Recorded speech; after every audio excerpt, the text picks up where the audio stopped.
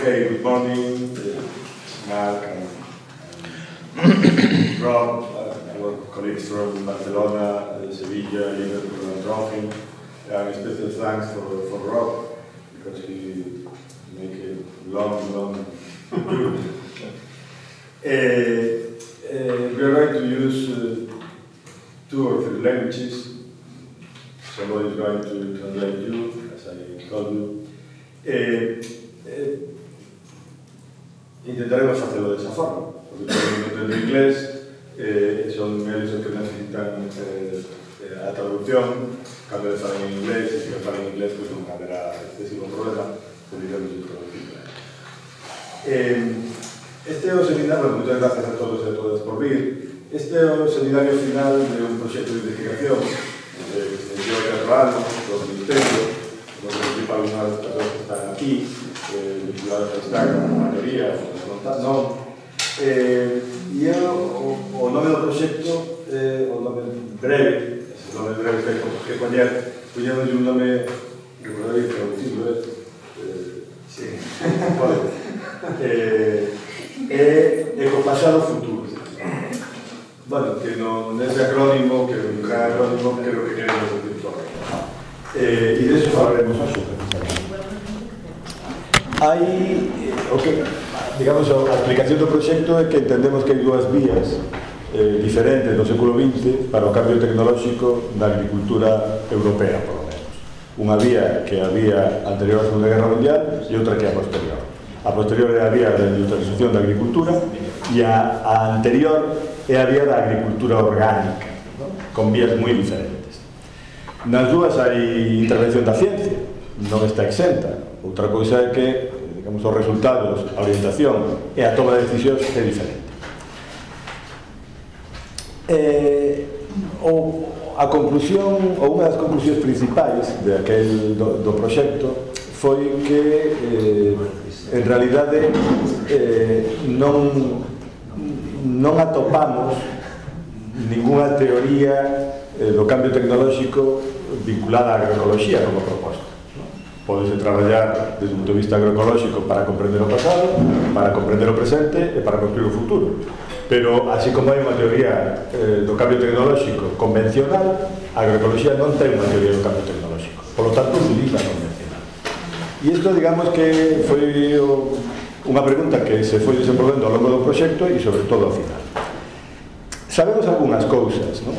E, de feito, na definición do proxecto, decíamos que o objetivo era, teño aquí no folleto, só vou ler o que está aquí escrito, presentar, analizar e debater novos enfoques históricos.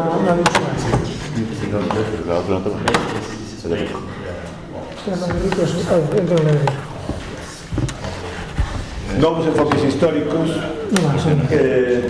e teóricos sobre a innovación e o cambio tecnolóxico para a necesaria transición ambiental. Construímos un proxecto pensando nesa transición, pensando no pasado, que é o que sabemos e entendemos, pero entendendo que podemos atopar elementos do pasado que poden ser reutilizables, reciclables, repensables. Non se trata de reproducir o pasado, senón de aprender, entender e reutilizar. Entón, nese sentido, ¿Estás seguro de que aquí fala todo o mundo, digamos que a cuestión de repensar a innovación e o cambio tecnolóxico se convertiu nun elemento central. A ver,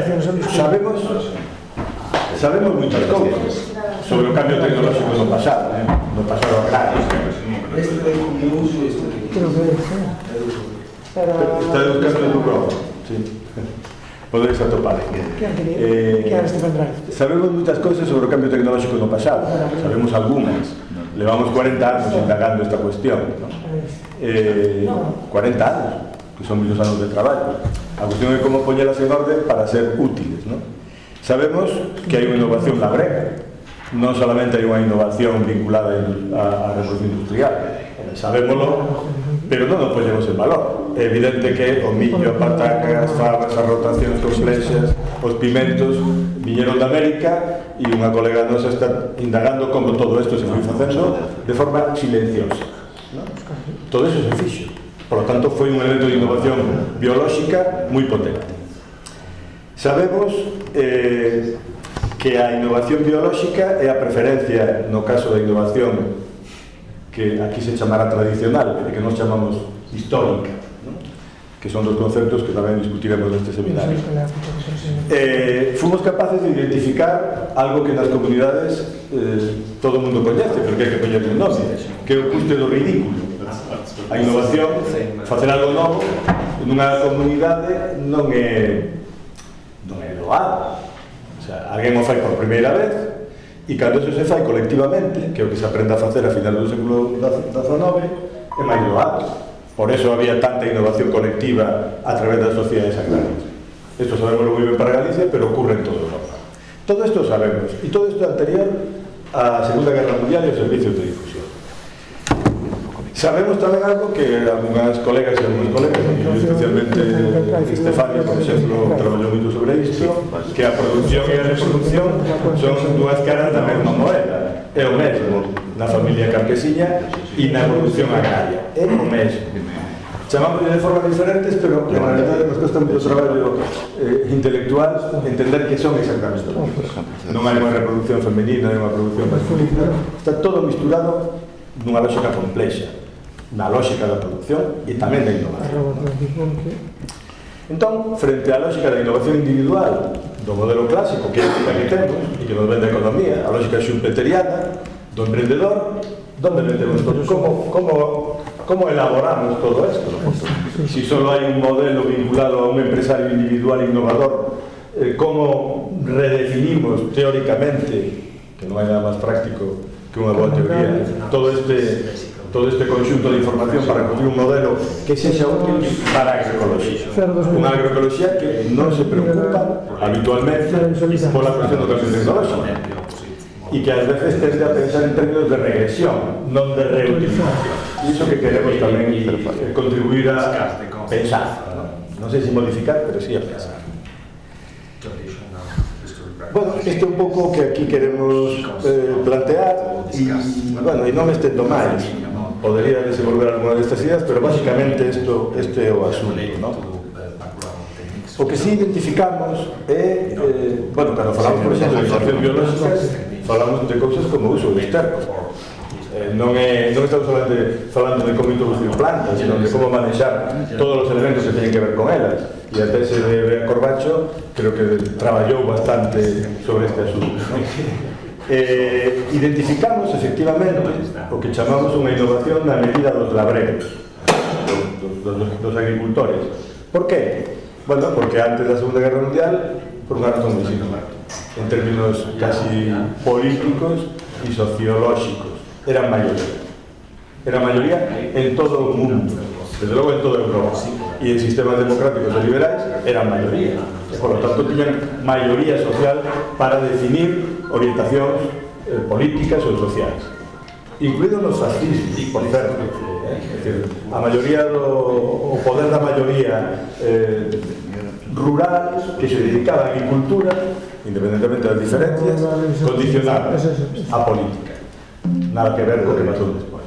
Por lo tanto, a lógica da innovación tamén era diferente, e o sentido da innovación, porque ten que ver con quen ten poder para tomar.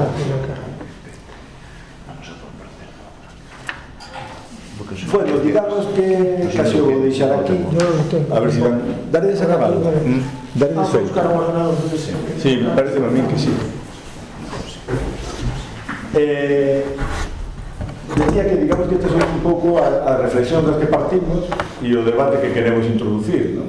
sobre as características ou o modelo non tradicional, sino histórico, concreto, de un período que foi un período onde se produciu a máxima intensificación da agricultura orgánica con elementos da ciencia, con sistemas de innovación científica, con diálogo entre uns e outros, pero onde non todas as innovacións eran recollidas, unhas sí e outras non. Non todas eran boas, necesariamente, pero en todo caso eran sistemas que non podemos concebir teleolóxicamente respecto do que logo ocurriu despois da Segunda Guerra Mundial.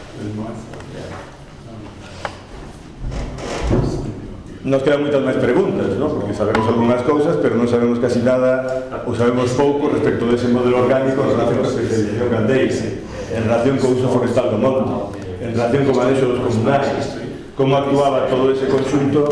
Bueno, temos moito que indagar aí. Algunhas cousas estamos indagando, outras esperamos poder indagar, ¿no? E esta segunda para relatar, digamos que o que, por resumilo, queremos recuperar o coñecemento e o saber facer que había nos ecosistemas, digamos, cando funcionaban nos agroecosistemas, cando funcionaban nunha lógica orgánica, ¿no? Na que había un diálogo entre científicos e agricultores. Nós non somos agricultores, non somos labregos, somos científicos sociais ou experimentais. Bueno, pues, digamos que o que nos atopamos antes da Segunda Guerra Mundial, que efectivamente hai un diálogo, pero un diálogo de feedback, un diálogo de arriba a baixo e de baixo a arriba, que non ten nada que ver con o modelo posterior, que a nós nos afecta, porque digamos que algo que introducimos xa algunhas cousas que aquí se van a presentar a discutir, algo que nos observamos é que, digamos, a lógica ilustrada dos científicos sociais ou dos ambientalistas ou dos experimentalistas está afectando constantemente, ainda hoxe, as propostas agroecolóxicas. E iso é algo que, bueno, temos que reflexionar tamén no pasado. Por qué? Porque sabemos que houve un momento onde eso non foi así. Sabemos que houve un momento onde sí que houve capacidade de interconexión, digamos, de generar un espacio de confianza anfibio, que digan algúns colegas de Lovaina, para a comunicación entre uns e outros, ¿no? Entre o saber campesiño, o saber labrego, respecto do manexo dos agroecosistemas locais, e os novos saberes científicos. Bueno, un pouco pensar naquelo para poder pensar o presente é un pouco que queremos poñer encima da mesa, ¿no? E para eso organizamos esta sesión con estes 4 colegas que vos presento brevemente, e de que creo que tenéis aí a presentación de cada un deles, ¿no? Pero bueno, creo que se merecen que os mencione, ¿no? Rob Taylor e Mark Riley son xeógrafos, teñen traballado xuntos, un está na Universidade de Liverpool, outro está en Ruralis, que é un centro de investigación de Trondheim. Por eso lle daba gracias especiais, porque lle costou moito traballo chegar hasta aquí para un día, para unha mañá. Así que, thank you very much indeed for your travel, both of you. Digamos que eles traballan, tamén teño que decir que entramos en contacto con eles a través de Xulia Montín, que traballando con cuestións de economía agraria, pois atopou o seu traballo que nós non coñecíamos, que tiña algo que ver con nós. Ela de feito vai ser comentarista despois de Enrique Tello, a quen xa conocedes máis, me parece, porque xa veo por aquí moitas veces, e profesor de Historia Económica e experto en Historia Ambiental, coñecido creo que de todos nós. Tamén é un activista social do ambientalismo, e un dos elementos do seu traballo da mellor forma posible, que sempre é boa, ¿no? E Gloria Guzmán, que ven do Liceo Pablo de Olavide, e que tamén é conocida de casi todas vos, que traballa no seu caso ela non é historiadora, pero ven do ámbito da enxeñería agronómica directamente, ¿no? E funde, digamos, todos os saberes, é a agroecóloga perfecta, ¿no? Ideal, por tanto non existe. Quero decir que o ideal non existe nunca, pero digamos que houver un ideal sería Gloria. Ela está no Laboratorio de Ecosistemas da Pablo de Olavide, e tamén creo que é conocida por moitos de vos. Tamén, igual que Enrique, enfrentouse á realidade nun caso de optimismo e de propostas concretas construídas para a cidade de Barcelona, e outro, pues, desde os servicios da administración dedicados a promover, digamos, a producción ecolóxica, ¿no? E a formación neste ámbito. En o caso de Rob e Mark, eles traballan, é certo que traballan desde a xeografía, pero traballan, digamos, mirando sempre en relación co que vos contaba antes, ao pasado, para intentar atopar no pasado algunhas respostas, coñecementos desaparecidos que son útiles, esta relación entre os labregos e os cientistas, e sobre todo para entender cal eran as lógicas dos agricultores, dos gandeiros, no manexo do territorio para producir en términos orgánicos. Bueno, a verdade que ten un traballo moi interesante, moi intenso, que merece a pena discutir. Vamos a organizar as sesións, bueno, como ustedes aí no programa, a idea é debatirnos todo o que podamos, eles van a facer unha presentación curta de 10 minutos cada un, logo haberá, pues, nun caso Silvia Guntín que comentará a Enrique Tello, a Estefania Barca que comenta a Mark Riley,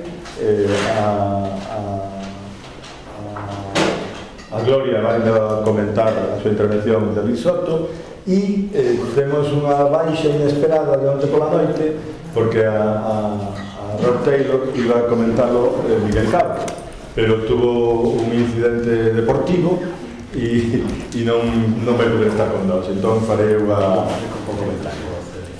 E pola miña parte nada máis, son as 9:30 en punto e sería hora de empezar canónicamente coa intervención.